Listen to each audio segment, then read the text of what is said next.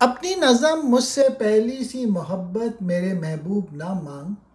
फैज़ ने इस नज़म में अपने महबूब से माजरत की है कि वो इससे पहली सी मोहब्बत नहीं कर सकते।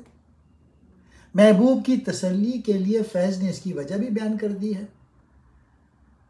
जा बजा कूचाओ बाजार में बिकते हुए जिस्म, रेशमो अतलासो कम ख्वाब में बनवाए हुए,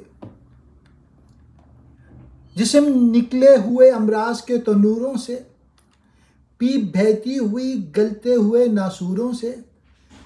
अब भी दिलकश है तेरा हुस्न मगर क्या कीजिए, लौट जाती है उधर को भी नज़र क्या कीजिए। फैज़ साहब ने अपने महबूब से माजरत चाही और दुनिया के दूसरे धंधे संभालने का फैसला किया। कहा जाता है कि फैज़ ने इस नज़म में अपनी शख्सियत को वुसअत दी है और गमे जाना के तंग दायरे से निकलकर गमे दौरा की वसतों की तरफ बढ़े हैं।